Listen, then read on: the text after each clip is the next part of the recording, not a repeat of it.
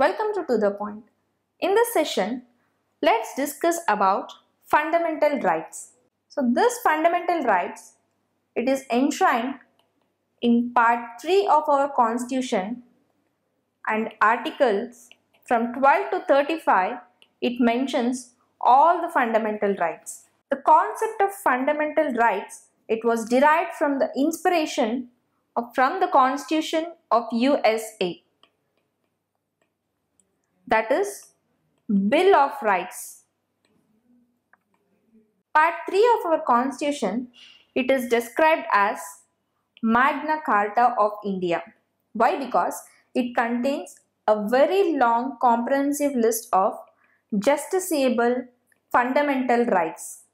The fundamental rights, they are guaranteed by the Constitution to all the persons without any discrimination, and they uphold the equality to all the individuals, the dignity of the individual, and the larger public interest and unity of the nation. Fundamental rights, they also promote the idea of political democracy. They prevent the establishment of authoritarian and despotic rule in our country. The fundamental rights, they are named so because they are guaranteed and protected by our Constitution, which is the fundamental law of the land. Originally, our Constitution provided 7 fundamental rights. They are right to equality from Articles 14 to 18, right to freedom, which deals with Articles 19 to 22, right against exploitation, Articles from 23 to 24, right to freedom of religion, Articles from 25 to 28, cultural and educational rights, Articles from 29 to 30, and right to constitutional remedies, Article 32. And initially, our Constitution also contained right to property, Article number 31. But it was deleted from the list of fundamental rights by the 44th Amendment Act 1978. Features of fundamental rights. The fundamental rights, they are guaranteed by the Constitution. And let's discuss how the fundamental rights are characterized. Some of the fundamental rights, they are available only to the citizens, while others are available to all the persons, whether citizens, foreigners, or legal persons like corporations or companies. Fundamental rights, they are not absolute, but they are qualified. This means that the state can impose any reasonable restrictions on fundamental rights. So whether such restrictions is reasonable or not, all these things, it should be decided by the court. And this is how they strike a balance between rights of the individual and those of the society as a whole. Most of the fundamental rights, they are available against the arbitrary action of the state, with a few exceptions like those against the state's action and against the action of private individuals. Some of the fundamental rights, they are negative in character. That is, they place certain limitations on the authority of the state. Fundamental rights, they are said to be justiciable. That means it allows a person to move to the courts for their enforcement if they feel that the fundamental right is violated. Fundamental rights are defended and they are guaranteed by the Supreme Court, so that the aggrieved person or the affected person, he can go directly to the Supreme Court, and it is not necessary for the affected person to appeal the judgment of the High Court. Fundamental rights are not sacrosanct or permanent. The Parliament, it can curtail or repeal them, but it should be done only by the Constitutional Amendment Act and not by ordinary act. And this amendment in the fundamental right, it should not affect the basic structure of our Constitution. Fundamental rights, they can be suspended during the operation of national emergency except the rights that is guaranteed by Article 20 and 21. What is the definition of a state?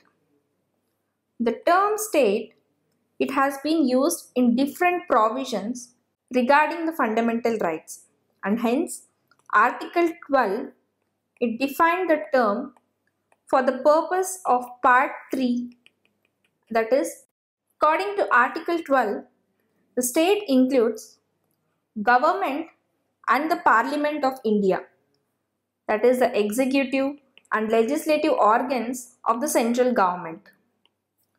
Government and legislatures of the state, that is executive and legislative organs of state government.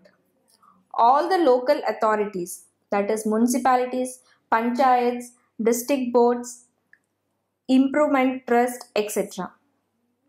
All other authorities, that is statutory or non-statutory authorities like LIC, ONGC, SAIL, etc.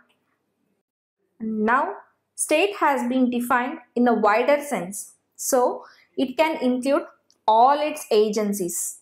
It is the action of these agencies that can be challenged in the courts as violating fundamental rights. And according to Supreme Court, even a private body or an agency working as an instrument of the state comes under Article 12. Laws inconsistent with fundamental rights. Article 13, it declares that all laws that are inconsistent with or in derogation of any fundamental rights, it shall be void. So in a simpler way, we can say that Article 13, it provides for the doctrine of judicial review. This power has been conferred on Supreme Court under Article 32 and High Courts under Article 226. This can declare a law unconstitutional and invalid on the grounds of the fundamental rights. The term law in Article 13 means permanent laws enacted by the Parliament or the state legislature, or the temporary laws like ordinances issued by the President or the state governors.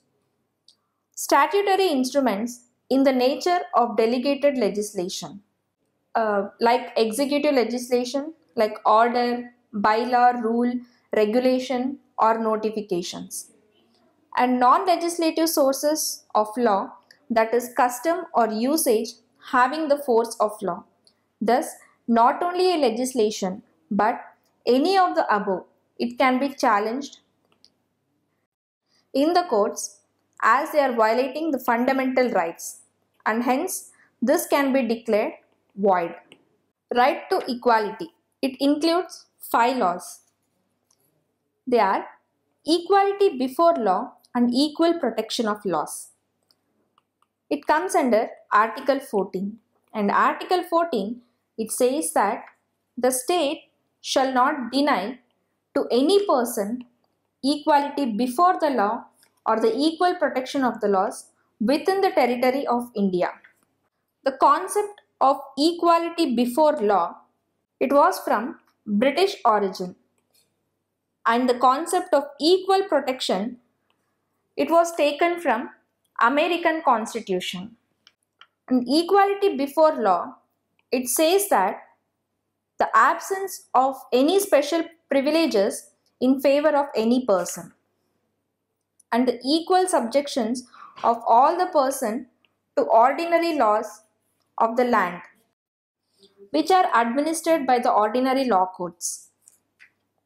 And no person, whether he may be rich or poor, high or low, official or non-official, no one is above the law. And equal protection of law. This concept, it states that the equal treatment under equal circumstance, the similar application of the same laws to all the persons who are similarly situated, and they should be treated without any discrimination. Prohibition of description on certain grounds. Article 15 provides that The state shall not discriminate any citizen on the grounds of religion, race, caste, sex, or place of birth. Prohibition of description on certain grounds, it comes under Article 15. And Article 15 says that no citizen shall be subjected to any disability, liability, restriction, or condition on the ground of only race, religion, caste, or sex or place of birth. With this regard, they have the access to shops, public restaurants, hotels, and places of public entertainment. And also, they have access to wells, tanks, bathing ghats, roads, and places of public resort, etc., which is dedicated to the general use of public. Everyone has an equal right on the public properties. Equality of opportunity in public employment comes under Article 16. Article 16, it provides equality of opportunity for all the citizens in matters of public employment or appointment of any office under the state. And here, any citizen is not being discriminated or he is ineligible for any employment of office under the state on the grounds only of religion, race, caste, sex, descent, place of birth, or residence. But apart from this, there are three exemptions to this general rule of equality of opportunity in public employment. Parliament, it can prescribe certain residence as a condition for employment or appointment in a state or a union territory or a local authority or other authority. The state can provide for reservations for appointment of post in favor of any backward classes. A law can provide the incumbent of an office related to religious or denominational institutions. Abolition of untouchability comes under Article 17. Article 17, it abolishes untouchability. The term untouchability, it has not been defined either in the Constitution or in the Act. In 1976, the Untouchability Offences Act 1955, it has been amended and renamed as Protection of Civil Rights Act 1955 to enlarge the scope and to make a penal provisions more stringent. And this act, that is the Protection of Civil Rights Act, it defines civil right as any right occurring to a person by reason of abolition of untouchability under Article 17. Under the Protection of Civil Rights Act, the offences committed on the ground of untouchability, they are punishable either by imprisonment up to 6 months or by a fine of up to 500 or both. Abolition of titles under Article 18. This prohibits the state from conferring any title except a military or academic distinction on anybody, whether a citizen or a foreigner. It prohibits a citizen of India from accepting any title from a foreign state, and a foreigner holding any office of profit or a trust under a state, he cannot accept any title from any foreign state without the prior permission of the president. And no citizen or a foreigner will hold any office of profit or a trust under the state, and that citizen should not accept any present or emoluments or office from or any foreign state without the prior permission of the president. Right to freedom. Protection of 6 rights. Article 19, it guarantees to all the citizens the 6 rights, and they are right to freedom of speech and expression. So this statement states that every citizen has a right to express his views, opinions, beliefs and convictions freely by word, of mouth, writing, painting, picturing, or in any other form.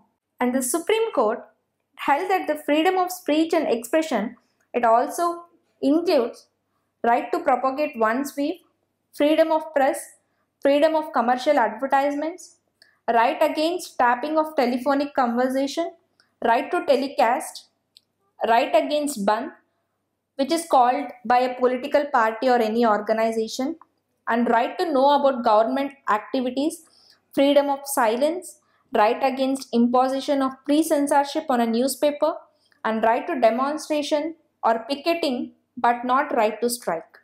Right to assemble peaceably and without arms.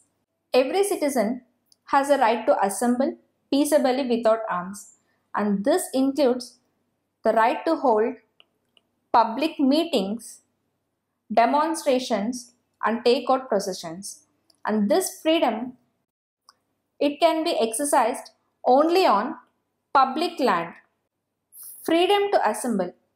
This right, it does not include the right to strike. A right to form association or unions or cooperative societies. All the citizens have the right to form associations or unions, but it includes right to form a political parties or companies, partnership firms, societies, clubs, etc. It not only includes the right to start an association or union, but also to continue with the association or union. So this right, it covers a negative right of not to form or join an association or an union. Right to move freely throughout the territory of India. This freedom of movement. This freedom, it entitles every citizen to move freely throughout the territory of the country. That is, a person can move from one state to another or from one place to another within a state.